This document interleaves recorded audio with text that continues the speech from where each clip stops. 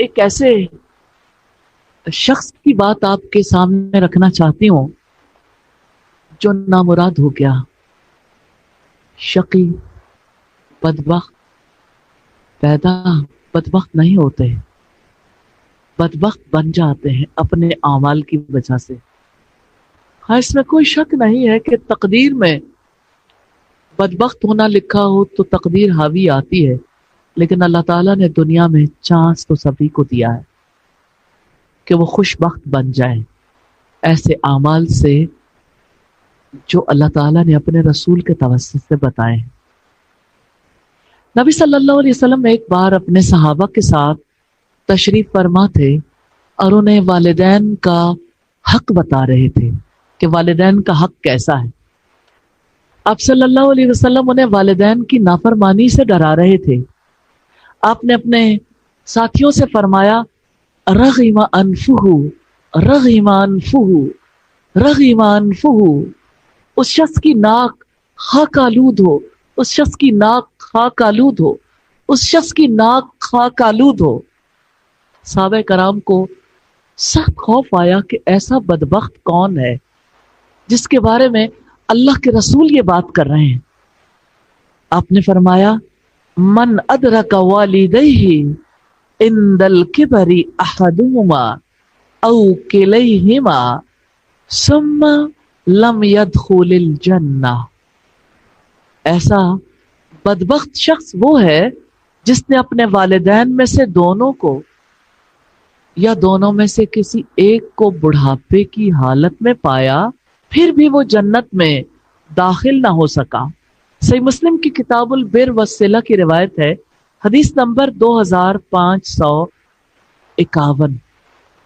اس حدیث سے ہمیں یہ پتہ چلتا ہے، امیجن کر کے دیکھیں، کسی کے والدین بوڑھے ہو گئے، یا کسی کی والدہ بوڑھی ہیں یا والد بوڑھے ہیں۔ رسول اللہ صلی اللہ علیہ وسلم فرماتے ہیں کہ یہ جنت کا دروازہ ہے، خدمت کرو اور جنت میں چلے جاؤ۔ اور بدبخت ہے وہ جو خدمت نہیں کر سکا، جنت میں داخل نہیں ہو سکا، کہ اس کی جنت لٹ گئی۔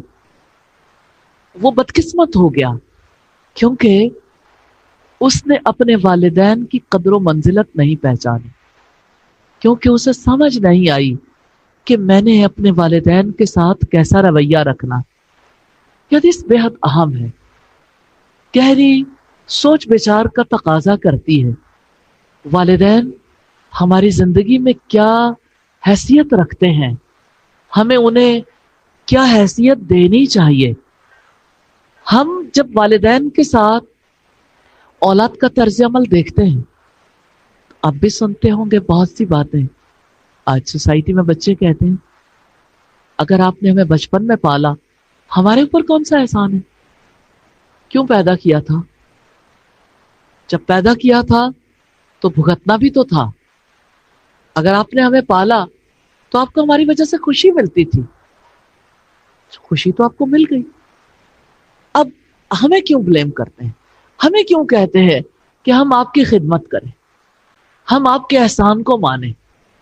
اس مائنڈ سیٹ کے ساتھ والدین کی خدمت کا خواب نہیں دیکھا جا سکتا، والدین سے محبت نہیں ہو سکتی۔